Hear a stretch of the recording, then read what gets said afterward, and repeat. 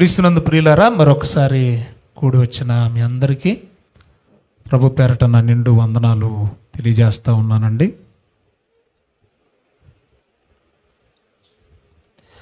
వాక్యంలోకి వెళదాం. హెబ్రీలకు రాసిన పత్రిక అందరు బైబిల్లో పనిచేద్దాం. ఈ టాపిక్ బహుశా 3 వారాలు నడవచ్చు, 4 వారాలు కూడా పట్టవచ్చు. ఎవ్వరు ఏ ఆదివారం మిస్ అవ్వద్దు. నేను కేవలం ఆదివారాలు మాత్రమే ఈ టాపిక్ మాట్లాడతాను. మిస్ అయ్యారంటే అది ఇంక మీ ఇష్టం. సో ఇవి ఈ సమయంలో, ఈ కాలంలో చాలా అవసరమైన టాపిక్ ఇది. దయచేసి అందరు బైబిల్లో పనిచేద్దాం. హెబ్రీలకు రాసిన పత్రిక 6వ అధ్యాయము మొదటి 2 వచనాలు చదువుతామండి. కాబట్టి నిర్జీవ క్రియలను విడిచి మారు మనసు పొందుటయు దేవుని యందలి విశ్వాసం. ఏంటంట? మారు మనసు, విశ్వాసం, బాప్తిస్మం. మారు మనసు, విశ్వాసం, బాప్తిస్మం. ఇంకా చేతుల నుంచి ప్రార్థన చేయడం, మృతుల పునరుద్ధానం, నిత్యమైన తీర్పు అను పునాది మరల వేయక మాని. ఇవన్నీ కూడా ఏంటి అంట? ఫస్ట్ ఏమన్నాడు? దానికి ముందేమన్నాడు? పునాది అన్నాడు. తర్వాత ఏమన్నాడు? మూల ఉపదేశాలు అన్నాడు. అంతేనా? పునాది, మూలోపదేశాలు మాని సంపూర్ణుల మగుటకు. చాలండి. ఇప్పుడు అమ్మ అందరు నా వైపు చూడండి. అలు అనేవి విద్యకు ప్రారంభ అక్షరాలు. మనం మాటలు, అక్షరాలు, పదాలు నేర్చుకోవడానికి ప్రారంభం మనం నేర్చుకునేవేంటి? అలు, ఏబిసిడీలు. ఇప్పుడు డిగ్రీ చదివేవాడికి అలే తెలియలేదంటే కొంచెం సిగ్గు అనిపిస్తుంది కదా. కొంచెం సిగ్గా, బాగా సిగ్గా? డిగ్రీ చదివేవాడు ఏబిసిడీలు రావా? చాలా సిగ్గుగా అనిపిస్తుంది కదా. రైట్. ఇప్పుడు ఇక్కడ కూర్చున్న మీలో బాప్తిస్మం తీసుకున్న వాళ్ళు ఎంతమంది ఉన్నారు? చేతులు ఎత్తండి, సిగ్గుపడకుండా పైకి ఎత్తండి. రైట్. మీరు ఎన్నాళ్ళు ఏముంటుంది? ఒక 10 ఏళ్ళు ఏముంటుందా? దాదాపుగా ఈజీగా ఒక 10 ఏళ్ళు అనుకుందామండి. 10 ఏళ్ళు అంటే లోక సంబంధమైన చదువులో ఎంతవరకు వెళ్ళిపోయి ఉండొచ్చు? ఏమ్మా మాట్లాడండి. ఏంటి 10th క్లాసు? నువ్వు చదివిందే చెప్తున్నావు ఏంటి? ఇంకా 10th ఏంటండి బాబు? మీరు బాప్తిస్మం తీసుకోకముందు ఆల్రెడీ 10th అయిపోయింది. ఇంకా ఆ తర్వాత లెక్కేసేయండి. 10 ఏళ్ళు లెక్కేయండి. మీరు ఏదో పిహెచ్డో లేదా 20వ తరగతి అంట. అంటే 20వ తరగతి అంటే ఓ పిహెచ్డి రేంజ్లోకి వెళ్ళిపోయారు మీరు కదా. ఏమ్మా ఏటట? ఒక పిహెచ్డి గ్రాడ్యుయేట్స్ మీరు. సరే అండి.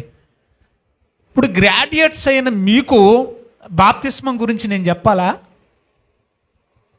తెలుసు కదా మీకు. రైట్. తర్వాత విశ్వాసం గురించి చెప్పాలా? చెప్పక్కర్లేదు కదా. ఏదో ఒకటి చెప్పండి. అడ్డంగానో, నిలువుగానో, ఏదో రౌండ్గానో ఎటు తిప్పండి. ఏమేమన్నాడు అక్కడ? మూల పాఠాలు అన్నాడు. ఇంకేమన్నాడు? పునాది అన్నాడు. మూల పాఠాలు అంటే అవి పునాది. అంటే విశ్వాసులుగా ప్రభువులోకి వచ్చిన మనకి తొలి దినాల్లో మనం నేర్చుకునే అలాంటి పాఠాలు ఏంటంటే అవి బాప్తిస్మము అన్నాడు. తర్వాత ఏమన్నాడు? విశ్వాసము అన్నాడు. తర్వాత ఏమన్నాడు? హస్త నిక్షేపణ అంటే చేతుల నుంచి ప్రార్థన చేసుకోవడం. తర్వాత మృతుల పునరుద్ధానం, నిత్యమైన తీర్పు. దాన్ని రౌండ్ అప్ చేయండి. రౌండ్ అప్ చేసేయండి, దాన్ని మార్క్ చేయండి. నిత్యమైన తీర్పు అంటే నిత్యమైన తీర్పు అనేది కూడా ఎప్పుడు నేర్చుకున్నాం మనం?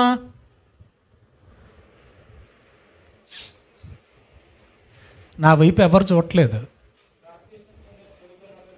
ఇప్పుడు ఇవన్నీ ఏంటని నేర్చుకుంటున్నాం మనం? మూల, ప్రారంభ, పునాది పాఠాలు. Very good. ఈ పునాది పాఠాల్లో నిత్యమైన తీర్పు అనేది ఉందా? ఉంది. ఇది మీరు నేర్చుకున్నారా? ఏమ్మా బాప్తిస్మం గురించి నేర్చుకున్నారా? దేవునికి స్తోత్రం. నేర్చుకోలేదా? విశ్వాసం గురించి నేర్చుకున్నారా? తీర్పు గురించి నేర్చుకున్నారా? నిత్యమైన తీర్పు గురించి నేర్చుకోలేదా? ఏటమ్మా, ఏదో ఒకటి చెప్పండి. నేర్చుకున్నారా? ఎప్పుడు జరుగుద్ది తీర్పు? తీర్పు జరుగుతుందా? జరిగిందా? జరుగుద్దా? ఎన్ని రకాలు తీర్పులు? తీర్పులు ఉన్నాయా? తీర్పు తీర్చేది ఎవరు? ఏమ్మా? దేవుడు. మనం తీర్చొద్దా? మనం తీర్చకూడదా? చూసారా మీరు? అందరు చాలా డైలమాలో ఉన్నారు కదా, చాలా డైలమాలో ఉన్నారు కదా. చాలాసార్లు మనం బైబిల్ చదువుకున్నాం. మార్కు సువార్త 4వ అధ్యాయంలో 25వ వచనం చూడండి. మార్కు సువార్త 4:25. 24 చూడమ్మా.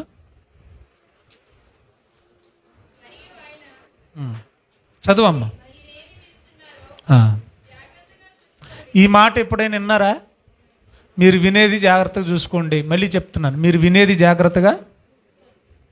ఇప్పుడు ఈ మాట అంటుంది ఎవరు? యేసు ప్రభువేనా? చాలా సీరియస్గా వినాలి ఈ వాక్యం బాగా. ఈ మాట నాకు తెలిసండి, బోల్డెన్ని సార్లు వినేసాను అని అనుకోకండి సుమి. ఈ మాట అంటుంది ఎవరు? యేసు ప్రభు. ఏంటి యేసు ప్రభు చెప్పినా కూడా జాగ్రత్తగా చూసుకోవాలా? అదేంట మాటలు ఉంటున్నారు మీరు? పోని ఎవడు తకిడి బికిడి తెలిసినోడో తెలియనోడో ఏదో సంఖలో సంచేసేసుకొని వచ్చే ఏదో పాదిరి గారు చెప్పిన దాని గురించి కాదంట. అక్షరం ముక్క రాకపోయినా టయ్యి షూటు బూటు వేసి సెల్ ఫోన్ ముందు కెమెరా ముందు కూర్చొని ఒక ఎపిసోడ్లో మాట్లాడే సేవకుడు గురించి కాదంట మాట్లాడేది. సాక్షాత్తు యేసు ప్రభు చెప్తున్నా మీరు వినేది జాగ్రత్తగా చూసుకోవాలంటున్నాడు. యేసు ప్రభు చెప్పినా మనం జాగ్రత్తగా చూసుకోవాలనా? ఈ మాటని జస్ట్ వినేసాం మనం అంతే. ఏమండి, వినండి అంటలేదండి, విన్నది చూసుకోండి అంటున్నాడు. వినండి అంటలేదండి బాబు, మీరు సరిగ్గా వచ్చినాన్ని చూడండి. మీరు జాగ్రత్తగా వినండి అంటలేదు, మీరు విన్నది జాగ్రత్తగా చూసుకోండి అంటున్నాడు. మనం ఏమండి, నిజంగా దాన్ని విడగొడుతున్నాను, సింపుల్గానే చెప్తున్నాను నేను. మనం వింటున్నాం కానీ చూసుకుంటా లేదండి, అంతే. ఎక్కడ నేను చెప్పేది వింటారు, మీరు ఇంటికి వెళ్ళాక చూసుకుంటారా? ఎందుకు అయ్యగారు ఎలాగ చెప్పాడు, అది ఉందా లేదా, దాని అర్థం అదేనా కాదా, దాని భావం అదేనా కాదా, ఇది దైవత్వానికి సరిపోద్దా లేదా, ఇది దేవుని ఆలోచనలకు తగిందా లేదా, దేవుని ఉద్దేశాలకు సరితూగుద్దా లేదా, ఎప్పుడైనా మీరు చూసుకున్నారా? ఏమండి, మళ్ళీ చెప్తున్నాను, వింటే విన్నారులే కానండి, చూసుకోకపోతే ప్రమాదం అండి. వింటే విన్నారులే కానీ విన్నది చూసుకోకపోతే చాలా ప్రమాదం. చూసుకోనప్పుడు నేను అంటాను, అసలు వినకుండా ఉన్నా నో ప్రాబ్లం, వినకపోయినా ఏం కాదు. చూసుకునే మనసు లేనప్పుడు వినకపోయినా ఇబ్బంది ఏమీ లేదు. విన్నా ఒకటే, వినకపోయినా ఒకటే. అంత మాట ఎందుకు అనాలి? యాకోబు పత్రిక 1:21. యాకోబు పత్రిక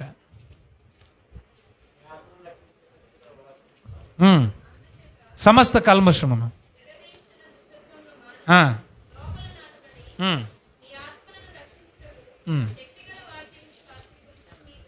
చదువు, కంటిన్యూ చేయమ్మా. అదుగో అక్కడ మీరు వినువారు మాత్రమై ఉంటే, ఆగండి అక్కడ మళ్ళీ దాన్ని కనెక్ట్ చేయాలిగా. మార్కు 4:24 కనెక్ట్ చేద్దా? మీరు చూసుకునే మనసు లేకపోతే మీరు కేవలం విని వెళ్ళిపోయేవాళ్ళు అనుకోండి, చూసుకునే బుద్ధి లేదు మనకి. ఏ బుద్ధి లేదు మనకి? చూసుకునే బుద్ధి లేదు మనకి. ఆయన చెప్పేది ఉందా లేదా, దాని అర్థం అదా కాదా, అసలు అది బైబిల్లో ఉందా లేదా. ఈ మధ్య ఒకటి వైరల్ అయిపోతుంది. వైఎస్ రాజశేఖర రెడ్డి గారు అల్లుడు అనిల్ కుమార్ గారు దానియేలు గ్రంథంలో ఉన్న ఒక రెఫరెన్స్ని చూపించి, ఏమండి, రెఫరెన్స్ కోడ్ చేస్తున్నాడు. అక్కడ అది లేదు. దాని గురించి పెద్ద చర్చ అయిపోయింది. యూట్యూబ్లో ఉంది, చూడండి కావాలంటే. అంటే మనం ఏమనుకుంటాం, ఆయన అపీరియన్స్ చూసినప్పుడు ఆయన వెల్ ఎడ్యుకేటెడ్, ఆయన ఒక కాన్వర్ట్ బ్రాహ్మణ అతను, ఏమండి, ఆయన స్టేజి మీద ఉన్నాడంటే ఊగిపోతూ ఉంటాడు, అంత ఇంత కాదు. ఇక ఆయన సింధులు మామూలుగా ఉండవు. ఎవరైనా అంటే పెంటకోస్టల్ బ్యాక్గ్రౌండ్ కరిస్మాటిక్ గ్రూప్ చెందిన వాళ్ళు అయితే ఏమనుకుంటారంటే పరిశుద్ధాత్మతో నింపబడిన సేవకుడు ఆయన అంటారు. ఆయన వాక్యం చెప్పేటప్పుడు కూడా అలాగే మెస్మరైజ్ చేస్తూ ఉంటాడు జనాల్ని. ఇప్పుడు ఆయన చెప్పాడు కాబట్టి అది ఖచ్చితంగా బైబిల్లో ఉంటుందని అనుకుంటాం మనం, అంటే విన్నాం కాబట్టి. మరి ఆయన చెప్పినా ఇంకొక ఆయన చెప్పినా ఉందో లేదో చూసుకోవద్దా? చూసుకోవాలి. చూసుకోకపోతే ప్రమాదం ఏంటంటే అక్కడే రాయబడింది, ఎవడు మోసపాడు చూసుకొని నువ్వే మోసపోతావు. చూసుకునే బాధ్యత మన మీద ఎట్టాడు ఆయన. జాగ్రత్తగా చూసుకోండి, నేను చెప్పినా కూడా జాగ్రత్తగా చూసుకోండి అన్నాడు సాక్షాత్ యేసుప్రభు. యేసుప్రభు అన్నాడు, నేను చెప్పినా కూడా మీరు జాగ్రత్తగా చూసుకోండి అన్నాడు. అలా చూసుకోకపోతే లాస్ ఏంటంటే బైబిల్ చెప్తుంది, మిమ్మల్ని మీరు పెద్ద మోసంలో పడతారు, మిమ్మల్ని మీరే మోసం చేసుకుంటారు. చెప్పినోడు మోసపోడు, వింటున్నారా? చెప్పినోడు మోసపోడు, విని చూసుకునుడే మోసపోతారు అని ఉంది బైబిల్. ఇలా మోసపోయి డైలమాలో పడిపోయిన చాలామంది లోకంలో ఉన్నారు. చాలామందికి జడ్జిమెంట్ అంటే తీర్పు, అంత్య తీర్పు, ఏమండి, తీర్పును గూర్చిన అవగాహన లేని విశ్వాసులు కూడా, సేవకులు కూడా చాలామంది ఉన్నారు. అంత్యదినాల్లో ఉన్నాం కాబట్టి ఈ టాపిక్ అవసరమేమో అని అనిపించింది నాకు. కాబట్టి చాలా జాగ్రత్తగా తీర్పును గురించి మనం వినాలి. జడ్జిమెంట్, తీర్పును గురించి మనకు తెలియాలి. నేను మీ నుంచి ఆశించేది అదేనండి. మీరు జ్ఞానం బాగా సంపాదించుకోండి, వాక్య జ్ఞానం మనం బాగా సంపాదించుకుంటే మన తండ్రిని మనం సంతోషపరుస్తాం. అదే కదా సామెతల గ్రంథంలో ఉంటుంది, 27వ అధ్యాయం 11వ వచనంలో, నా కుమారుడా నువ్వు జ్ఞానాన్ని సంపాదించు. ఉందా 27? ఏమనుందో చూడండి 11వ వచనంలో, నా కుమారుడా జ్ఞానం సంపాదించు. నువ్వు జ్ఞానం సంపాదిస్తే, నేను జ్ఞానం సంపాదిస్తే సంతోషం ఎవరికే? ఇప్పుడు మీ పిల్లలు ర్యాంకులు కొట్టారండి, ఎవరికి సంతోషం? మీ పిల్లలు ర్యాంకులు సంపాదించారండి ఇంటర్లోను 10థ్లోను, సంతోషం కదా. యాజమాన్యానికి సంతోషం, తల్లిదండ్రులుగా మనకి సంతోషం. మనం ఎప్పుడు ముద్దపప్పులాగా శుద్ధముద్దులాగా ఏమండి అన్నీ ఫెయిల్ అయిపోతూ ఉంటే సంతోషమా? కాదు. మనం జ్ఞానవంతులుగా ఉండాలనే దేవుడు కోరుకుంటా ఉన్నాడు. కాబట్టి తీర్పు విషయంలో మీరు మోసపోవద్దు.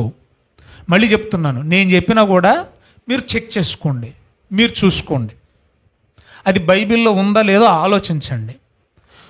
ఒక విషయాన్ని మనం ఆలోచిస్తే నెగిటివ్ యాంగిల్లో కూడా మనం దాన్ని ఆలోచించాలి. మనం ఒకే పందాలో వెళ్ళిపోకూడదు, దాన్ని రెండో కోణంలో కూడా ఆలోచించేయాలి, వ్యతిరేక ధోరణిలో కూడా దాన్ని ఆలోచించేయాలి. లేకపోతే మనకు సమాధానం దొరకదు. ఇప్పుడు మనం టాపిక్లోకి వెళుతున్నాం. ఇదంతా కూడా ఉపోద్ఘాతంలో భాగమే. చాలామంది ఏమనుకుంటున్నారంటే ఆల్రెడీ తీర్పు అయిపోయింది, ఏమైపోయింది? తీర్పు అయిపోయింది. కొంతమంది ఏమంటున్నారంటే ఆల్రెడీ తీర్పు జరుగుతుంది. మరి కొంతమంది ఏమంటున్నారంటే తీర్పు భవిష్యత్తులో జరగబోద్ది. ఎక్కువ శాతం మంది నమ్మేదే ఇప్పుడు నేను అన్నది, తీర్పు ఎప్పుడు జరుగుద్దంట? భవిష్యత్తులో జరుగుద్దని నమ్మే వాళ్ళ శాతమే ఎక్కువ ఉన్నారు. బాగా వినాలి. ఎప్పుడు భవిష్యత్తులో జరుగుద్ది అని అంటే ఎక్కువ శాతం మంది చెప్పే బోధ ఏంటంటే యేసు ప్రభు మధ్యాకాశంలోకి వస్తాడు. బాగా వినాలి. యేసు ప్రభు ఎక్కడికి వస్తాడు? మధ్యాకాశంలోకి వస్తాడు. అప్పుడు సంఘం ఎత్తబడుతుంది. ఎక్కడికి ఎత్తబడుద్ది? మాట్లాడరేటమ్మా, మధ్యాకాశానికి ఎత్తబడుతుంది. వింటున్నారా? మధ్యాకాశంలో సంఘం ఎన్నాళ్ళు ఉంటుంది? 1000 ఏళ్ళు ఉంటుందట. మధ్యాకాశంలో ఎన్నేళ్ళు ఉంటుందంట? మధ్యాకాశంలో 1000 ఏళ్ళు సంఘం ఉంటుందట. వినాలి. ఆ తర్వాత కింద విడవబడ్డోళ్ళకంట 7 ఏళ్ళు. చెప్పండి అమ్మా, ఈ విడవబడ్డోళ్ళకి భూమి మీద 7 ఏళ్ళు అంటట శ్రమలంట. సరే అయిపోయింది. మరి ఈ 7 ఏళ్ల శ్రమల తర్వాత ఇప్పుడు అది రెండో రాకడే కదా, ఆయన వచ్చాడంటే మధ్యాకాశానికి అది రెండో రాకడే కదా. రైట్. మరి మృతులను అలాగే బ్రతికున్న వాళ్ళని పరలోకానికి తీసుకెళ్ళడానికి వస్తాడే, మరి అదెన్నో రాకడా? అది లేదా? ఏమ్మా, అది లేదా? ఇలాంటి కట్టుకథలు కహానీలు విని విని విని నా చెవులు అయితే సిల్లులు పడిపోయినాయి. నేను అందుకనే పక్కన పెట్టేశాను. ఎవరు బోధలు వినడం మానేశాను. బైబిల్ దగ్గర కూర్చొని ఏమన్నా అవవాసన పడతా ఉంటా, ప్రాక్టీస్ చేస్తూ ఉంటా. ఒకవేళ ఇక్కడ ఒక సందర్భం దొరకలేదు అనుకోండి, దానికి సంబంధించిన రెఫరెన్స్లు ఎక్కడెక్కడ ఉన్నాయో వెతుకుతూ ఉంటాను. ఒక చోట అవునని ఒక చోట కాదన్నాడంటే అయితే దాని భావన వేరు, దాని ఉద్దేశం వేరు. అలాగా ఆలోచించాలి తప్ప ఇక్కడ అవునన్నాడు అక్కడ కాదన్నాడు కాబట్టి మనకు నచ్చింది తీసేసుకొని అవునని మనం అందరికి రుద్దేయకూడదు, మనకు నచ్చింది తీసేసుకొని కాదని అందరికీ మనం రుద్దేయకూడదు. దాన్ని విభజించాలి. అందుకని బైబిల్ అంటాడు, దైవజనుడు సన్నద్ధుడై ప్రతి సత్కార్యమునకు పూర్ణముగా సిద్ధపడి దైవావేశం వలన కలిగిన లేఖనములు ఖండించాలి, గద్దించాలి, బుద్ధి చెప్పాలి. ఏమండి? నీతి యందు శిక్ష విధించాలి. ఇంకా ఏమంటాడు? దైవజనులుగా మనం వాక్యాన్ని విభజించాలి, ఉపదేశించాలి. వాక్యాన్ని ఏం చేయాలంట? విభజించాలి, ఉపదేశించాలి.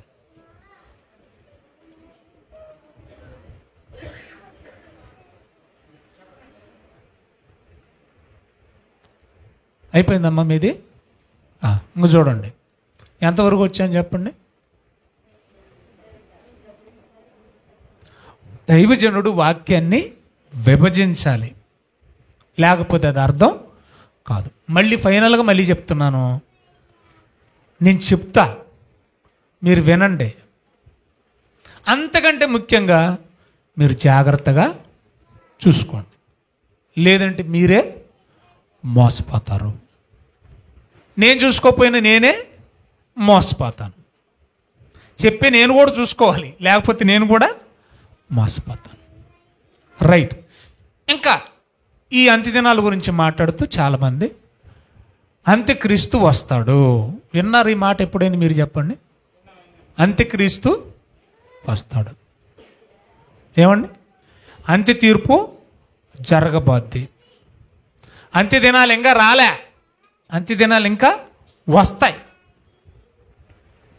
ఇలాంటి మాటలు కూడా మనం చాలా చాలా చాలా వింటూ వస్తూ ఉంటాం. సరే, ఈ లోకంలో ఎన్ని మాటలు విన్నా నువ్వు చూసుకోవాల్సిన బాధ్యత మాత్రం నీది, నాదే. ఇప్పుడు చూసుకుందామా విందామా? చూసుకుంటా విందామా? వింటా చూసుకుందామా? సరే రండి, అయితే అందరు బైబిల్ ఓపెన్ చేయండి. ఇక రోమిలకు రాసిన పత్రిక జాగ్రత్తగా వినాలి వాక్యాన్ని అమ్మా. రోమిలకు రాసిన పత్రిక ఇది మొదటి ఎపిసోడు. నేను ఎక్కువ వివరించను, నేను భవిష్యత్తులో నేను చాలా విషయాలు పంచుకుంటాను. ఇంకా 3-4 వారాలు అన్నాను కదా, టైం పడుతుంది. రోమిలకు రాసిన పత్రిక 14వ అధ్యాయము 10వ వచనం. రోమిలకు ఉత్తరాన్ని రాసింది ఎవరు?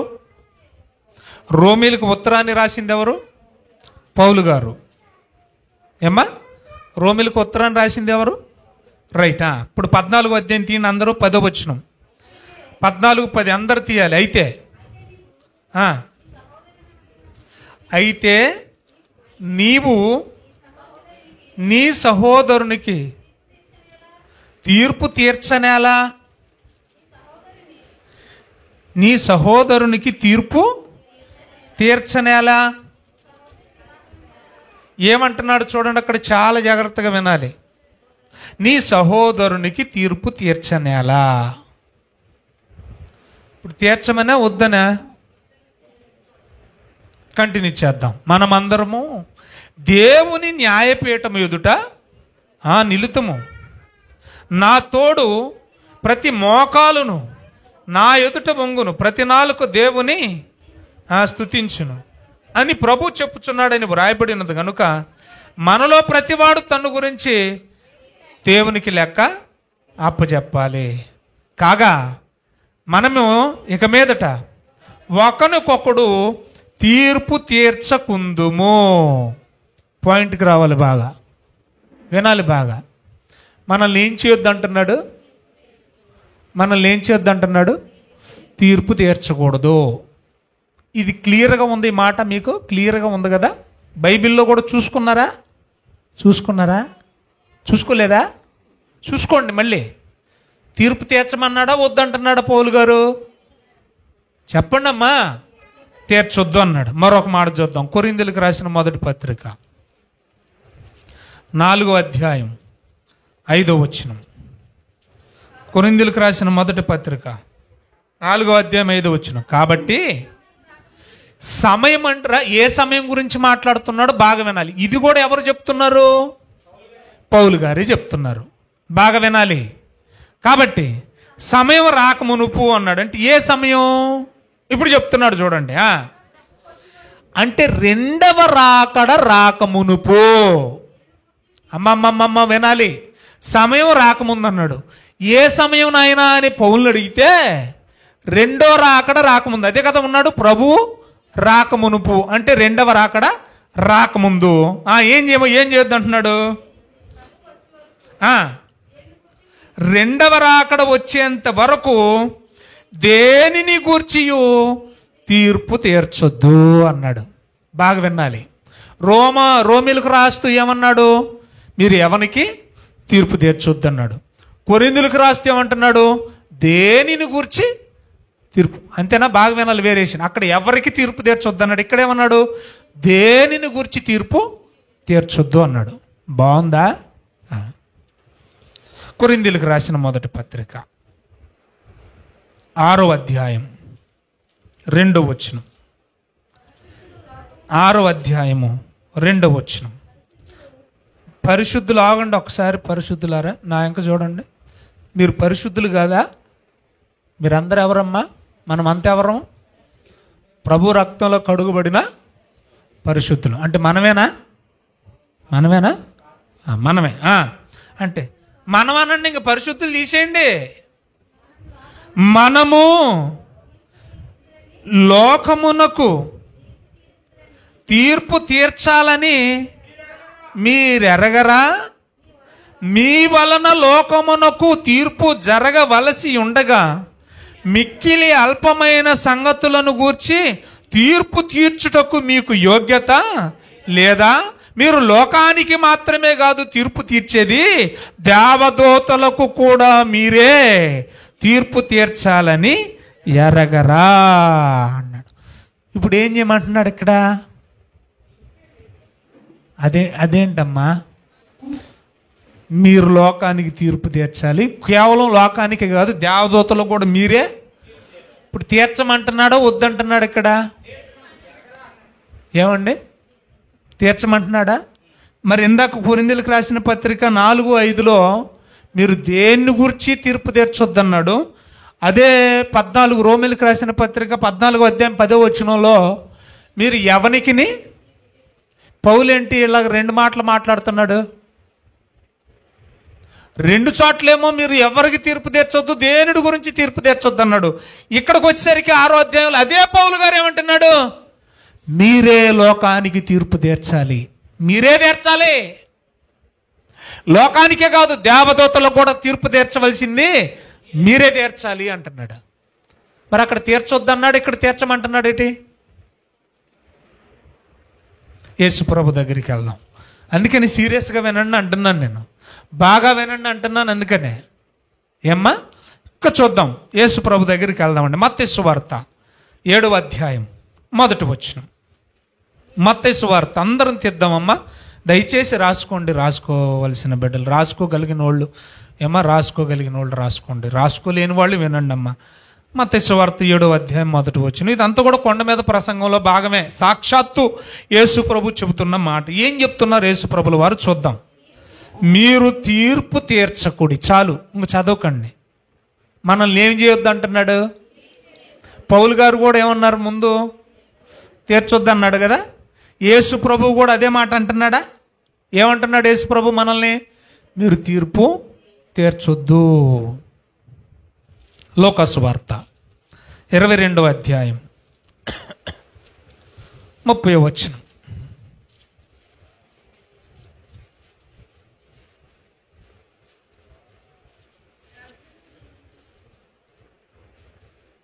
తీశారమ్మా?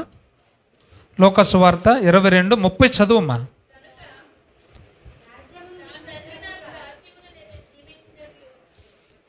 చదువమ్మా 22:30 చదువు, కంటిన్యూ చేయండి. నా తండ్రి నాకు రాజ్యమును నియమించినట్టుగా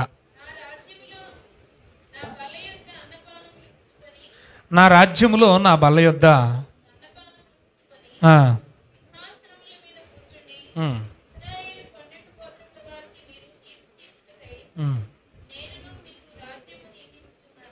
చాలమ్మా.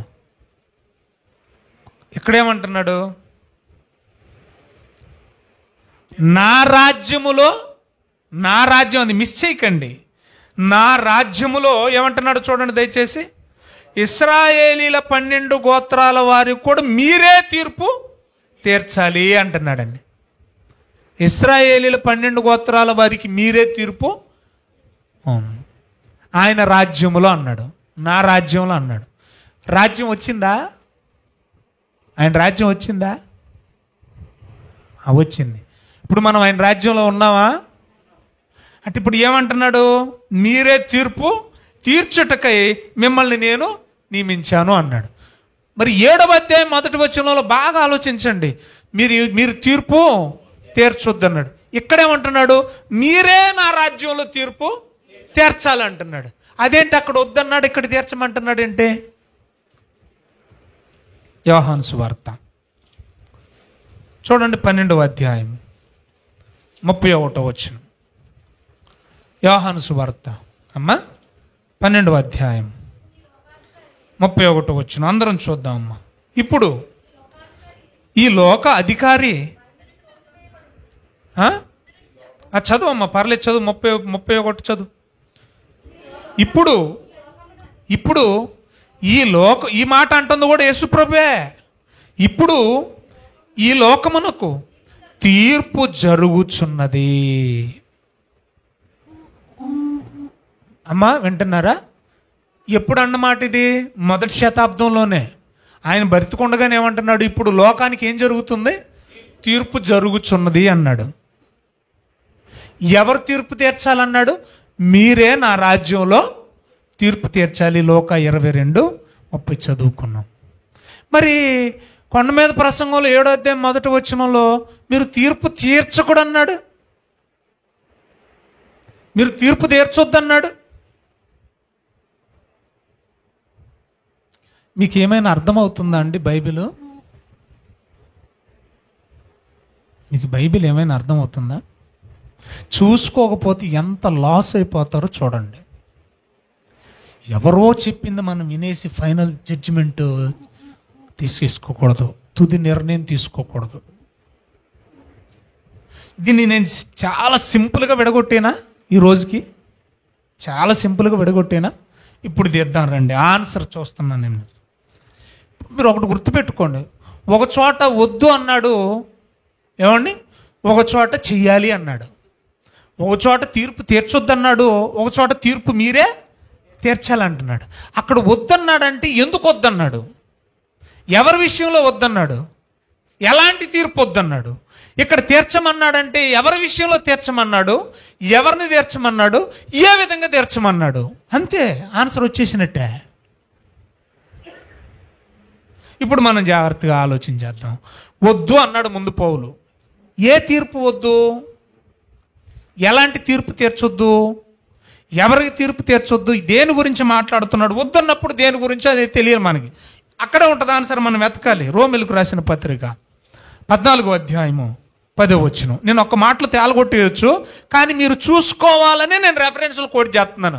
నేను నోటి మాట టక్కుమని చెప్పేయచ్చు, కానీ మీరు చూడాలనే రెఫరెన్స్ కోట్ చేస్తున్నాను నేను. రోమిలకు రాసిన పత్రిక 14వ అధ్యాయం తీయండి, అందరం తీద్దాం. 14వ అధ్యాయం రోమిలకు రాసిన పత్రిక. నన్ను కూడా తీయనివ్వండి అమ్మా. మనం 10వ వచనం చదివామండి కదా, రైట్. మొదటి వచనం నేను చదువుతాను, మీరు వినండి. విశ్వాస విషయమై బలహీనుడైన వానిని చేర్చుకొనుడి. విశ్వాసంలో బలహీనుడైన వాడిని ఏం చేయాలంటే మీరు చేర్చుకోండి. మీరు విశ్వాసంలో బలవంతులు కాబట్టి బలహీనుడిని చేర్చుకోండి.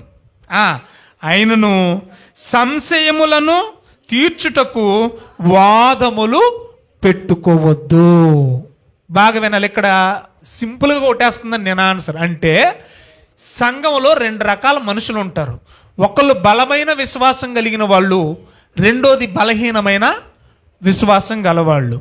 ఈ బలమైన విశ్వాసం కలిగిన వాడికి అన్నీ తెలుసు, వాక్యపరంగా లోకపరంగా అన్నీ తెలుసు. బలహీనమైన విశ్వాసం కలిగిన వాడికి అన్నీ తెలీదు. వాడు బలహీనుడని అక్కడే రాయబడింది కదా, రైట్. కాబట్టి నువ్వేం చేస్తావంటే ప్రతిదానికి వాడిని దెప్పేయకు. అంటే నీకు అన్నీ తెలుసన్న ఇగో ఉంటుంది కాబట్టి ప్రతిదానికి అతన్ని దెప్పకో, ప్రతిదానికి అతనిలో తప్పులు పట్టకో. ఇప్పుడు దేని గురించి, ఏ తీర్పు గురించి మాట్లాడుతున్నాడు? ఒక వ్యక్తిని వ్యక్తిగతమైన తీర్పు తీర్చొద్దు. మీకు అర్థమవుతుందా? ఒక వ్యక్తిని వ్యక్తిగతమైన తీర్పు తీర్చొద్దు. వద్దు అంటే అది చెప్తుంది. అది కూడా కొరింథీయులకు రాసి, ఇంక ఇదంతా చదువుకోండి, మీకు మధ్యలో అర్థమవుతుంది.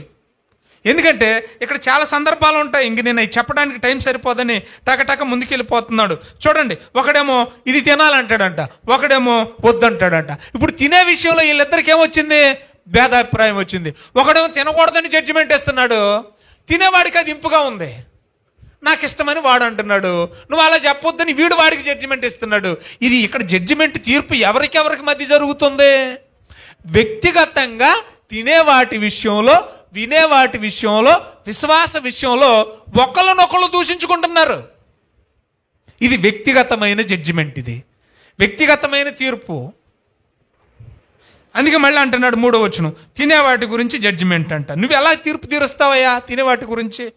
4వ వచనం ఏమంటున్నాడు చూడండి, తీర్పు తీర్చుటకు నీవెవడవు? ఏ తీర్పు ఇది? వ్యక్తిగతమైన తీర్పు. అతను ఎలాంటోడు నీకేం తెలుసు? నీవేమీ తెలియకుండా అతని గురించి చెడ్డోడని ఎలా జడ్జిమెంట్ ఇస్తావు? ఇలా మాట్లాడుతూ 4వ వచనంలో ఒకడు అంటాడంట ఈరోజు మంచిది అంటాడట, ఇంకొకడు అంటాడట ఈరోజు మంగళవారం మంచిది కాదంటాడట. ఇవన్నీ అక్కడ ఉన్నాయి కదా, రైట్. అంటే వీళ్ళకి రోజుల విషయంలో కూడా డిస్ప్యూట్ ఉందట, రోజుల విషయంలో కూడా ఏకాభిప్రాయం లేదంట, భేదాభిప్రాయం ఉందట. ఇప్పుడు మంగళవారం మంచిది కాదు, నువ్వు మంచిది అంటున్నావు అని చెప్పేసి వీడు జడ్జిమెంట్ ఇచ్చేస్తున్నాడంట. ఇవన్నీ కూడా ఏంటనుకుంటున్నారు? వ్యక్తిగతమైన తీర్పులు. నేను మీకు నచ్చలేదనుకోండి, బాగా వినాలి, నేను వ్యక్తిగతంగా మంచోడిని ఉండొచ్చు, మీకు నచ్చలేదు కాబట్టి మంచోడు కాదని మీరు జడ్జిమెంట్ ఇస్తున్నారు. నాకు నచ్చలేదు కాబట్టి మంచిది కాదు, మంచోడు కాదు నేను జడ్జిమెంట్ ఇస్తున్నాను. ఇప్పుడు ఇది ఎందుకు చెప్తున్నాడో తెలిసి ఇక్కడ పౌలు గారు, నాయనా నువ్వు మంచోడువో కాదో అక్కడ ఆన్సర్ ఇస్తున్నాడు చూడండి దయచేసి. నువ్వు మంచోడువో కాదు, మనలో ప్రతివాడు తండ గురించి 12వ వచనంలో అంటున్నాడు, మనలో ప్రతివాడు మీకు మీరు జడ్జిమెంట్లు ఇచ్చుకోకండి రా బాబు. మనందరం కూడా ఒకరోజు దేవుడికి లెక్క చెప్పే రోజు రాబోతుంది. మనందరికీ తీర్పు తీర్చేవాడు ఎవరు మంచోళ్ళో ఎవరు చెడ్డోళ్ళో తేలిపోయే రోజు ఒకరోజు ఉంది. మీకు మీరే తీర్పు తీర్చుకోకండి అన్నాడు. ఇప్పుడు తీర్పు తీర్చొద్దంటే ఏ తీర్పు? వ్యక్తిగతంగా మీకు మీరే తీర్పులు తీర్చుకోకండి. తొందరపడి ఒకరిని అలాంటి వ్యక్తి ఇలాంటి వ్యక్తి ఇలాంటిది అయి ఉండొచ్చు, అలాంటి వాడు అయి ఉండొచ్చు అని దయచేసి జడ్జిమెంటు ఇవ్వకండి. అర్థమైందా మీకు? రైట్. అది కూడా కొరింథీయులకు రాసిన పత్రిక 4:5 కూడా సేమ్ అదే సందర్భం. చూడండి అక్కడ కూడా కొరింథీయులకు రాసిన పత్రిక 4వ అధ్యాయము 5వ వచనం చూడండి. కాబట్టి సమయము రాకముందు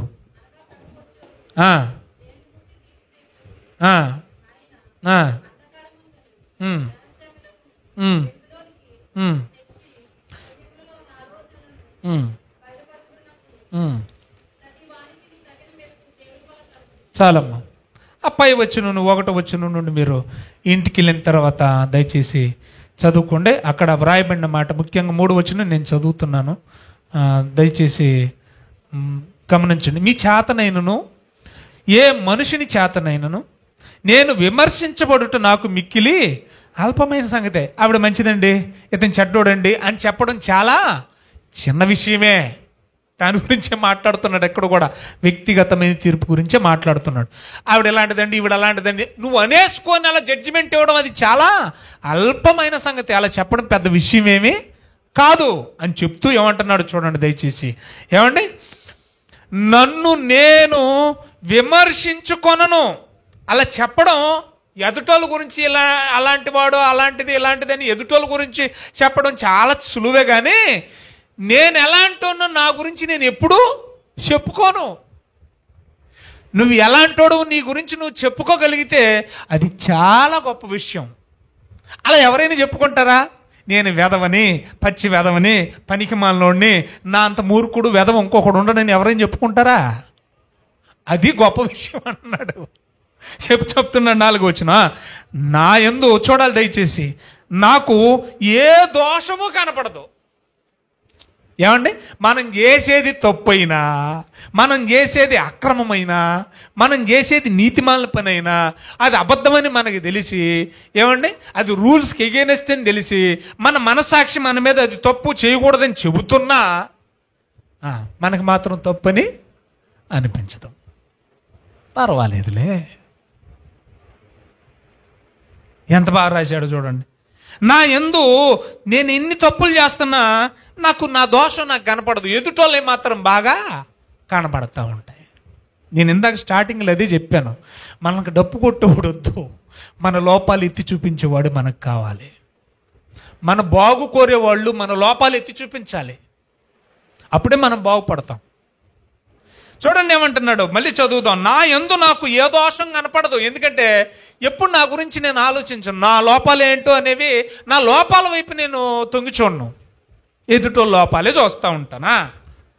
చూడండి దయచేసి, అయినను ఇందువలన నీతిమంతుడునుగా ఎంచబడను.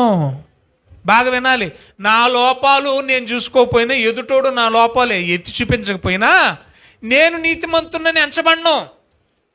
ఒకవేళ ఎదుటి వ్యక్తి నన్ను నీతిమంతుడన్నా నేను నీతిమంతున్నవను, ఎందుకంటే నా నీతి ఏంటో నాకు తెలియదేంటి.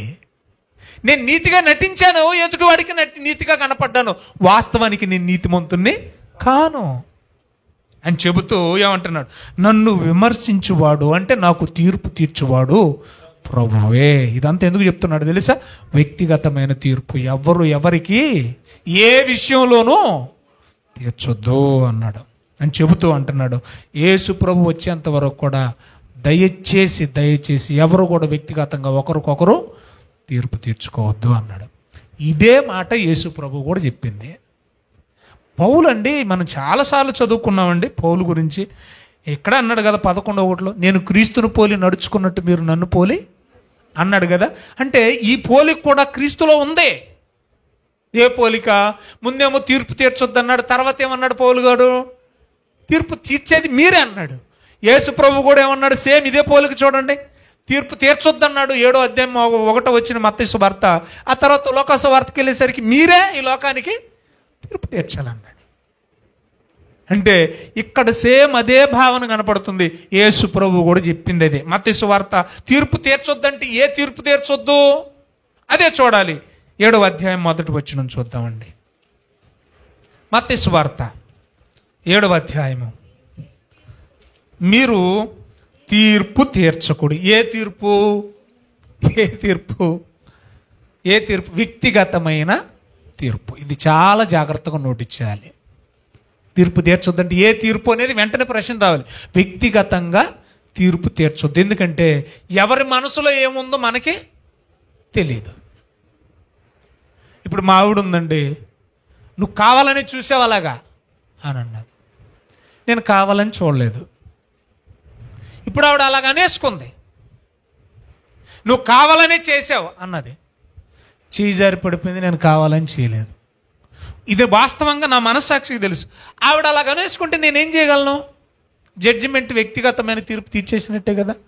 అందుకని తొందరపడి వ్యక్తిగతంగా ఎవరిని, వాళ్ళ మనసులో ఏముందో, వాళ్ళ ఒరిజినాలిటీ వ్యక్తిగతంగా వాళ్ళు ఏమై ఉన్నారో మనకు తెలియకుండా తొందరపడి తీర్మానం చేయకూడదు, తీర్పు తీర్చకూడదు. అదే చెప్తున్నాడు ఇక్కడ.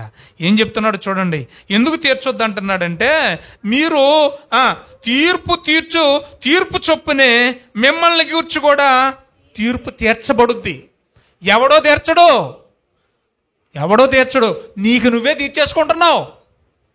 ఎదుటివారికి తీర్పు తీర్చే మనం వ్యక్తిగతంగా అదే టైంలో మనమే తీర్పు కూడా తీర్చుకుంటున్నాం. అది ఎలా కూడా చెప్తా, కంగారు పడకండి. ఎదుటోళ్ళకి జడ్జిమెంట్ ఇచ్చే మనం అదే సమయంలో అదే మాటతో మనకు కూడా మనం ఏం చేసుకుంటున్నాం? తీర్పు తీర్చుకుంటున్నాం. అది ఎలాగ చెప్తాను, కంగారు పడకుండా. మీరు కొలుచు కొలతతోనే మీకును కొలబడు. నేను చెప్తూ, నీ కంట్లో ఉన్న నువ్వు దూలాన్ని చెక్ చేసుకోకుండా ఎదుటివాడి కంటిలో ఉన్న నలుసు గురించి మాట్లాడతావా? అర్థమైందమ్మా ఇప్పుడు ఏ తీర్పు ఇది? ఏ తీర్పు ఇది? వ్యక్తిగతంగా ఎదుటివాడిలో ఉన్న లోపాన్ని ఎత్తి చూపించే వ్యక్తిగతమైన తీర్పు గురించి యేసు ప్రభు ఏమన్నాడు? వద్దు అన్నాడు. పౌలు కూడా ఏమన్నాడు? వ్యక్తిగతమైన తీర్పు వద్దు అన్నాడు. అర్థమవుతుందా మీకు? రైట్. కాబట్టి మనం తీర్పు తీర్చొద్దు అన్నాడంటే ఏ తీర్పు? వెంటనే ఆన్సర్ దొరికింది. వ్యక్తిగతంగా ఎవరిని తొందరపడి ఇలాంటిది అలాంటిదని మనం అనేసుకొని జడ్జిమెంట్ ఇచ్చేయకూడదు. తొందరపడి ఆ మాట జల్లేయకూడదు లోకంలో. ఇలా జల్లేయడం వల్లే చాలా కొంపలు అంటుకుపోతాయి. ఇలా జల్లేయడం వల్లనే చాలామంది ఒకరినొకరు అపార్థం చేసేసుకొని ఈర్ష్య ద్వేషం పెంచేసుకొని కోపం కక్ష పెంచేసుకొని వాళ్ళు అలాంటి వాళ్ళు ఇలాంటి వాళ్ళు వాళ్ళతో మాకు సంబంధం ఏంటంటే ఇలాగా ఎడమైపోతూ ఉంటారు. టోటల్గా దేవునికి దూరమై పోతూ ఉంటారు. ఒకటి గుర్తుపెట్టుకోండి, ఒకళ్ళ గురించి మనం జడ్జిమెంట్ ఇచ్చేటప్పుడు అదే సమయంలో మనకు మనం కూడా తీర్పు తీర్చుకుంటున్నామని మర్చిపోవద్దు. ఆ మాట ఒకసారి మనం చూద్దాం. అందరూ బైబిల్లో పనిచేద్దాం. కొరింథీయులకు రాసిన మొదటి పత్రిక 4వ అధ్యాయం 5వ వచనం.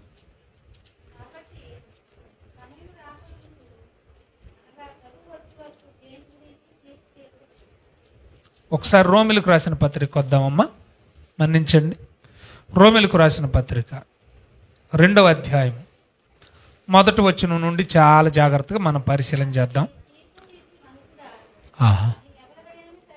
బాగా వింటున్నారా? మనుషులకు తీర్పు తీర్చు మనుషుడా, వ్యక్తిగతంగా తీర్పు తీర్చే మనుషుడా, నీ ఆలోచన బట్టి తీర్పు తీర్చే మనుషుడా. ఈ పదాన్ని బాగా నోటిచ్చేయండి. నీ ఆలోచన, నువ్వు అనుకున్న దాంతో ఎదుటి వ్యక్తి అలాంటోడు ఏంటాడు, ఇలాంటోడు ఏంటాడు, ఇలాంటిదే ఉంటుంది, అలాంటిదే ఉంటుంది, ఇదే ఉంటుంది, అదే ఉంటుంది అంటే అలాగనేసుకొని తీర్పు తీర్చే మనుషుడా. ఇంక మధ్యలో ఏమీ లేదు, నువ్వు అనుకున్నదే తీర్పు. ఇక మధ్యలో ప్రమాణం ఏమీ లేదు, నువ్వు అనుకున్నావు కాబట్టి అదే జడ్జిమెంట్ చేసావు.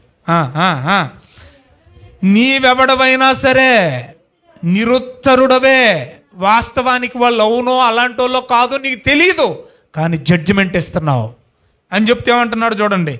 దేని విషయములో ఎదుటివానికి తీర్పు తీర్చుచున్నావో దాని విషయములో నీవే నేరస్తుడవని నీకు నీవే తీర్పు తీర్చుకుంటున్నావు. ఇది మర్చిపోకు. ఇది దంచేస్తున్నా ప్రసంగం అనుకుంటున్నావేమో.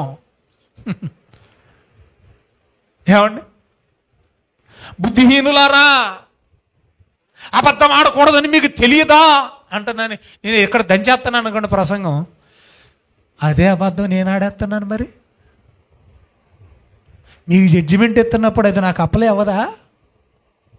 అదే చెప్తున్నాడు అక్కడ. ఎదుటివారికి తీర్పు తీర్చే మీరు ఏదో జడ్జిమెంట్ సీట్లో కూర్చున్నానని చెప్పేసి జడ్జి అయిపోతున్నావేమో. అదే అబద్ధం వాళ్ళు ఆడుతున్నప్పుడు అది తప్పైనప్పుడు చెప్పే నువ్వు కూడా ఆడుతున్నావు. మరి అది నీకు అప్లై కాదా? అవుద్దా కాదా? అవుతుంది. కాబట్టి తీర్పు ఎదుటి వ్యక్తికి తీర్చొద్దు. ఎందుకంటే అదే పరిస్థితుల్లో నువ్వు కూడా అంటున్నావు, ఆటోమేటిక్గా నీకు నువ్వే కూడా ఏం చేస్తున్నావు? తీర్పు తీర్చుకుంటున్నావు. చదువుదాం. ఎలా అనగా తీర్పు తీర్చు నీవును అట్టి కార్యములనే చేయుచున్నావు కదా. ఎదుటోడికి బుద్ధి చెప్తున్నావు, అలాగంటున్నావు ఎలాగంటున్నావు. మరి అదే పొజిషన్లో నువ్వే ఉన్నావు కదా. వ్యక్తిగతమైన తీర్పు గురించి మాట్లాడుతున్నాడు. అట్టి కార్యములు చేయువారి మీద దేవుని తీర్పు సత్యమును అనుసరించినదియే అని ఎరుగుదుము. అది అండర్లైన్ చేయండి. దేవుని తీర్పు సత్యమును అనుసరించున్నదే అని ఎరుగుదుము. అంటే ఇది దేవుడి తీర్పు కాదంట. దేవుడి తీర్పు అయితే ఎలా ఉంటుందంట? సత్యాన్ని అనుసరించి ఉంటుందంట. అంటే మనం ఇచ్చే వ్యక్తిగతమైన తీర్పు సత్యాన్ని అనుసరించి ఇచ్చేది కాదు. ఇది అండర్లైన్ చేయమని ఎందుకు తెలుసా? రేపు పొద్దున్న ఇది ఉపయోగపడుద్ది మనకి.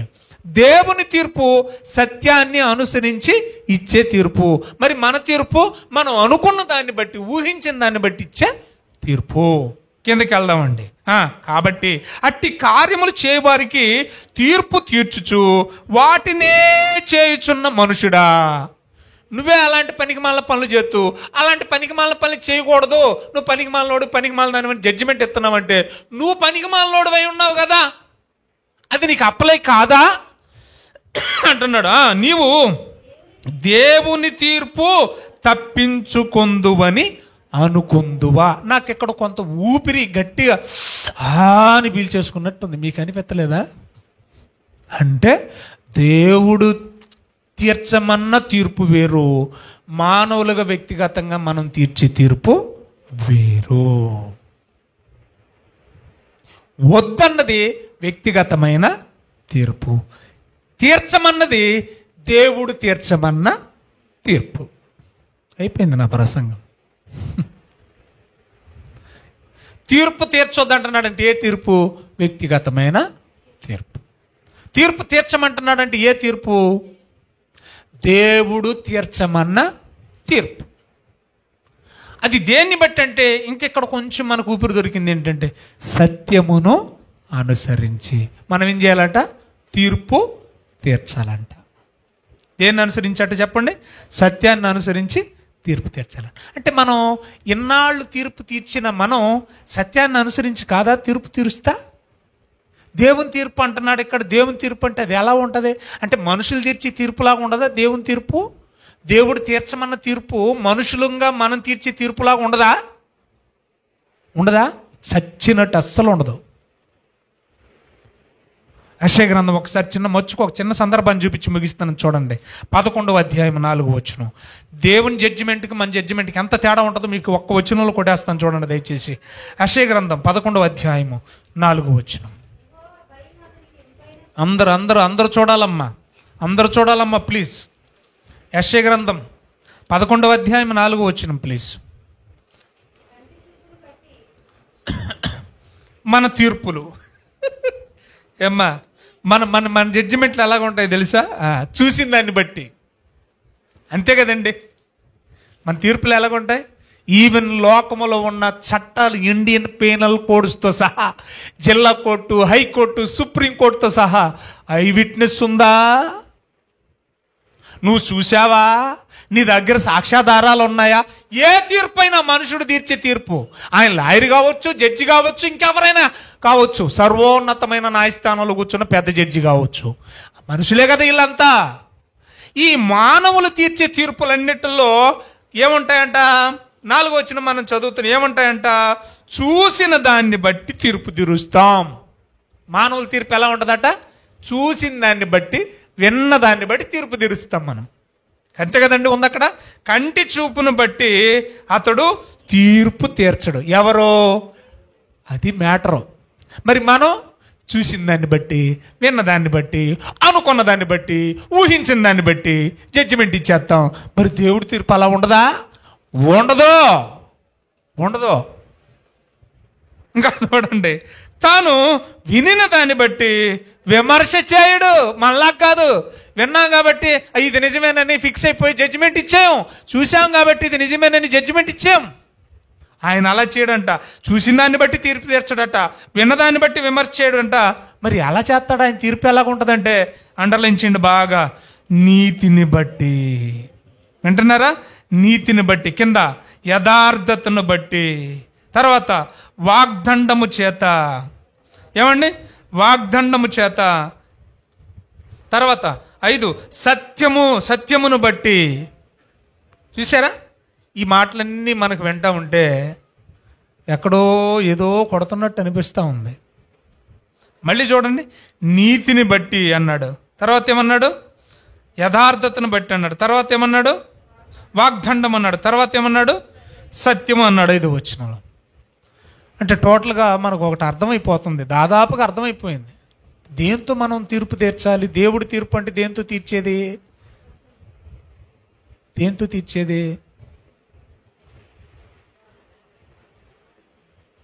తీర్పు దేంతో తీర్చాలి? ఇప్పుడు మనం దీంతో ఏం చేయమన్నాడు దేవుడు? ఇప్పుడు అక్కడ 12 మంది శిష్యులతో ఏమని చెప్పాడు? లోకాసు వార్త ఇందాక మనం చదువుకున్నాం కదండి, మీరే తీర్చాలి అన్నాడు తీర్పు. 20 అధ్యాయంలో మనం చదువుకున్నాం కదా, ఏమన్నాడు? లోకాసు వార్తలో యేసు ప్రభు 22:30లో నా రాజ్యంలో మీరే తీర్పు తీర్చాలి అన్నాడు. రైట్. దేన్ని బట్టి తీర్పు తీర్చారు వాళ్ళు?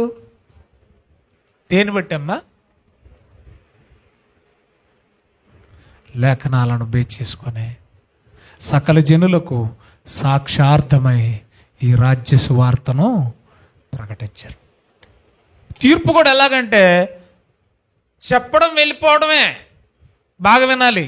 సాక్షార్థంగా యేసు దేవుడు, మనం పాపులం, నేనే పాపం చేయలేదండి అనకూడదు చెప్పేవాడు. మనం అందరం పాపులం. దేవుని తీర్పు ఎలాగుంటుందో చూడండి. వాక్యం చెప్తుంది మనం అందరం పాపులం, నీతిమంతులు లేడు ఒక్కడు లేడు, అందరం పాపులమే అని అన్నాం అనుకోండి, యారా నేను పాపినా, నువ్వు జడ్జిమెంట్ ఎలాగెత్తావు అనడానికి లేదు. అక్కడ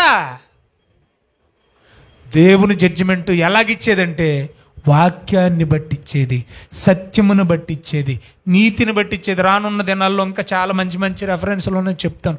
టోటల్గా మీకు సమాచారం చెప్తున్నాను. అపోస్తులందరూ కూడా వాక్యాన్ని బట్టే ఏం చేశారు? తీర్పు తెచ్చారు.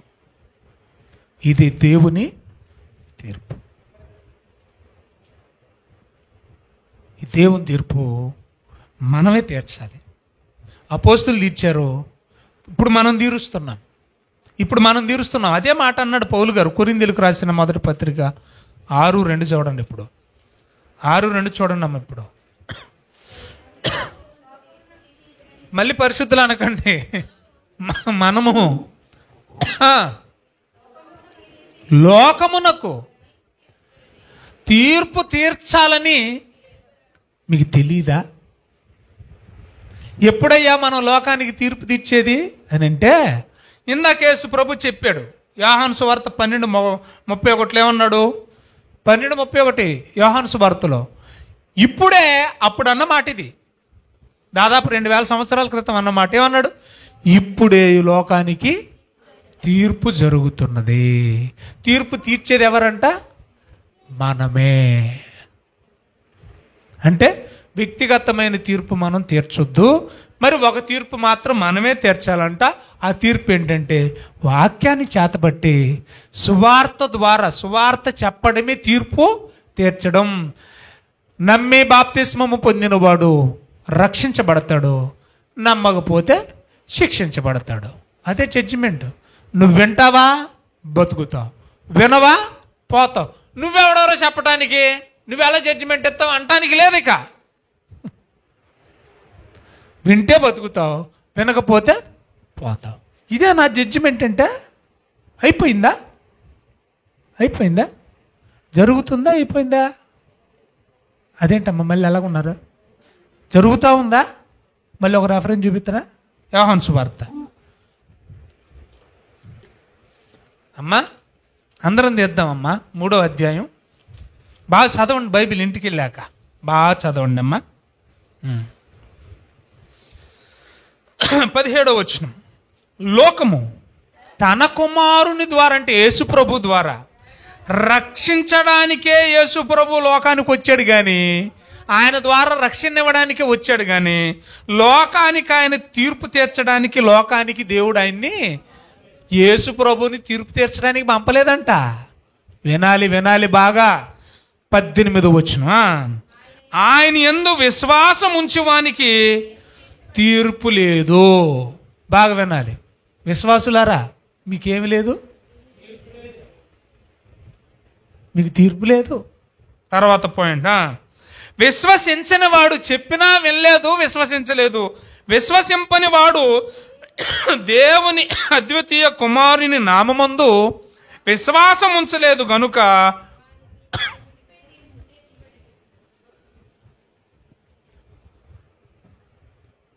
ఏంటంట? విని విశ్వసించిన వాళ్ళకి తీర్పు ఉందంటున్నా లేదంటున్నా? విని విశ్వసించిన వారికి ఉందంటున్నా లేదంటున్నా? లేదు. మరి విని విశ్వసించిన వాడికి చదవాలి ఆ మాట. నాకు అది కావాలి, ఆ మాట కావాలి నాకు. విశ్వసింపని వాడు దేవుని అద్వితీయ కుమారుడు అనగా యేసుక్రీస్తు నామమందు విశ్వాసం ఉంచలేదు గనుక వాడికి ఇంతకు ముందే తీర్పు జరిగి పోయింది. చాలా మంకుండమ్మా. ఇప్పుడు తీర్పు జరుగుతా ఉందా? తీర్పు అయిపోయిందా?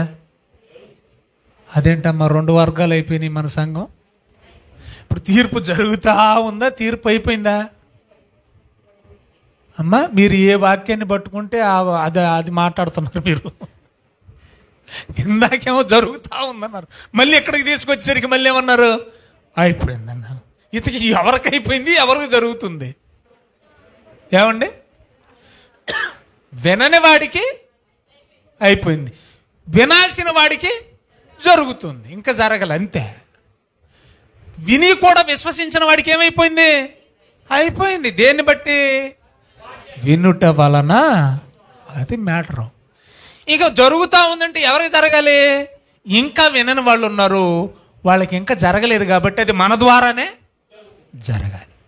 చాలా ఉంది మ్యాటరు, ఈ ఎపిసోడ్తో అంత అయిపోదు, చాలా చాలా ఉంది. ఇందు మూలంగా తీర్పును గురించిన చాలా విషయాలు మనం నేర్చుకోవాలి. ఒకచోట వద్దన్నాడు, ఒకచోట తీర్చమన్నాడు. ఆ రెంటి వివరణ సింపుల్గా చెప్పేశాను. వద్దన్నది వ్యక్తిగతమైన తీర్పు, చేయమన్నది సత్యాన్ని పట్టుకొని వాక్యముతో దేవుని తీర్పు మనల్ని తీర్చమన్నాడు. దేన్ని బేస్ చేసుకొని? మన ఆలోచనలు బేస్ చేసుకుని కాదు, మనం అనుకున్నది బేస్ చేసి కాదు, చూసిన దాన్ని బట్టి కాదు, వెలిచూపుని బట్టి కాదు, వాగ్దండమైన వాక్యాన్ని బట్టి మనం ఏం చేయాలంట? లోకానికి తీర్పు తీర్చాలి.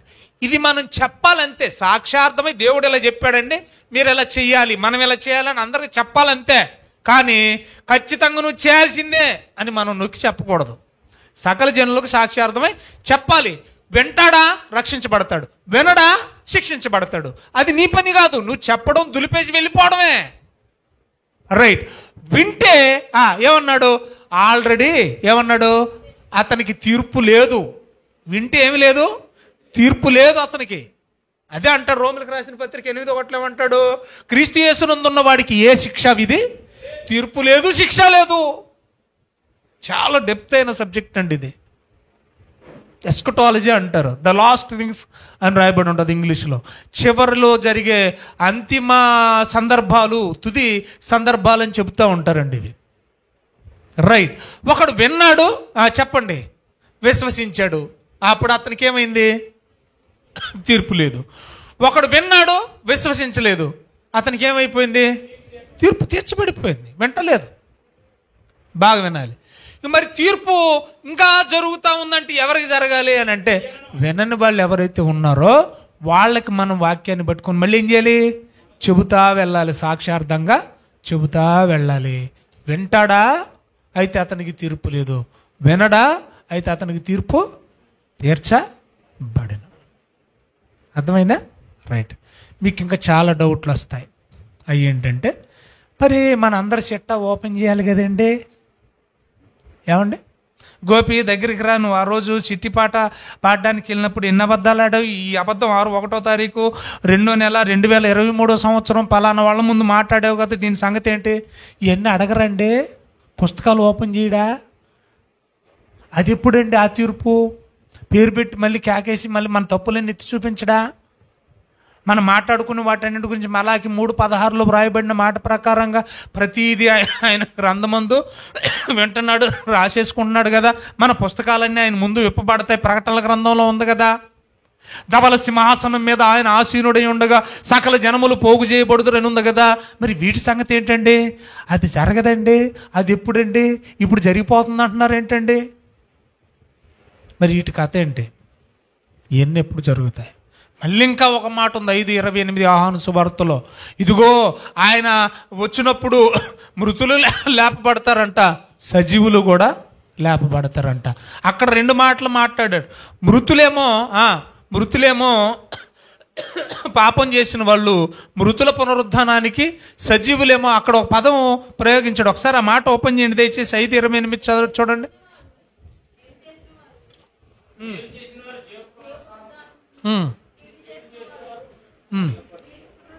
అదేంటి, ఇదేంటండి మళ్ళీ? అక్కడే ఇంకొకటి ఏదో తీర్పు పునరుద్ధానం అంటున్నాడేంటి? ఇది ఎప్పుడు జరుగుద్ది? ఇది ఎక్కడ జరుగుద్ది? మధ్యాకాశంలోనా, భూమి మీదనా, పరలోకంలోనా? పరలోకంలో తీర్పు ఉండదు.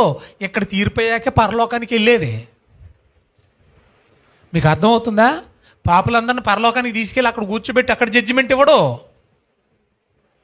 మళ్ళీ ఇంకొక విషయం మీకు తెలియాలి, యేసు ప్రభు వచ్చి జడ్జిమెంట్ భూమి మీద ఇవ్వడు. ఇది కూడా బాగా నోటీస్ చేయాలి మీరు. యేసు ప్రభు వచ్చి భూమి మీద జడ్జిమెంట్ ఇవ్వడు. అసలు యేసు ప్రభు 2వ రాకళ్ళు వచ్చినప్పుడు భూమి ఉండదు. యేసు ప్రభు 2వ రాకళ్ళు వచ్చినప్పుడు భూమి ఉండదు, ఆకాశం ఉండదు, జడ్జిమెంట్ ఇక ఎక్కడిస్తాడు ఆయన? మరి మనం చేసిన క్రియలన్నిటికీ కొరింథీయులకు రాసిన పత్రిక చదువుకున్నాం కదండి, 15 చాలాసార్లు చదువుకున్నాం మనం. మంచివైనను సరే చెడ్డవైనను సరే క్రీస్తు న్యాయపీఠం ఎదుట మనం ప్రత్యక్షం. మరి అది ఎప్పుడండి? అది ఎక్కడండి? గాలిలోనా, మేఘాల మీదనా? చాలా ఉన్నాయి కదండి. మరి ఈ మూలపాఠం ఎందుకు నేర్చుకోలేదండి మీరు ఎందుకు చెప్పలేదు అనకండి నన్ను. దేవుడు మిమ్మను నిండారుగా దీవించిన గాక. దేవుని చిత్తమైతే 3వ తారీఖు కలుసుకుందాం. ఇంకా బతికుంచితే వచ్చే వారం కలుసుకుందాం. ఒకవేళ ఈ లోపు చచ్చిపోతే తీర్పుకు నాకు సంబంధం లేదు. కళ్ళు మూసుకొని తలలో వంచండి.